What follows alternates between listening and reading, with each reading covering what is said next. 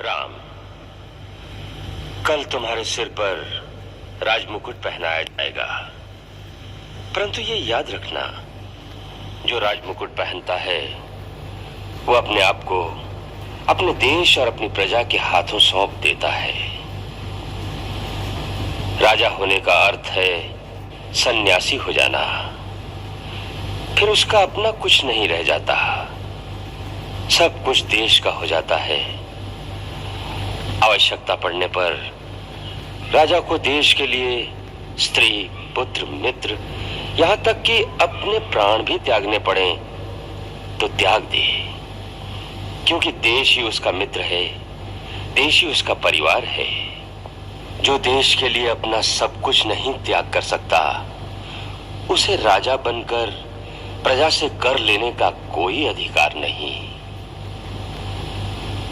राजा को अपने हर आचरण से एक मर्यादा, एक आदर्श स्थापित करना पड़ता है, क्योंकि प्रजा उसी को देखकर आचरण करती है।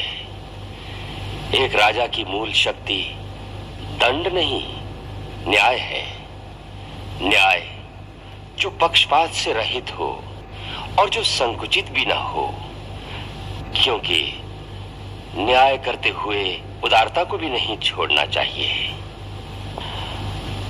राजा को पृथ्वी का भगवान कहा गया है, क्योंकि लाखों प्राणियों का जीवन मरण, सुख दुख उसके हाथ में होता है। इसलिए उसमें दया, क्षमा, उदारता आदि भगवान के गुण होने चाहिए। युद्ध भूमि में राजा को अपनी सेना के आगे रहना चाहिए। जो स्वयं वीर नहीं होता, सेना उसका आदर नहीं करती। राजा को चाहिए ऋषियों, विचारकों और कवियों के आगे सदा नतमस्तक रहें, क्योंकि वही पथ प्रदर्शक होते हैं, सही रास्ता दिखाते हैं। उसके जो अंतरंग और निस्वार्थ मंत्री हों, उनकी आलोचना का आदर करे, उन पर भरोसा करे, फिर भी अपने मन की गूढ़ बात अंत तक अपने मन में रखे। राजा को चाहिए अपने गुप्तचरों द्वारा राज्य की पूरी खबर रखे।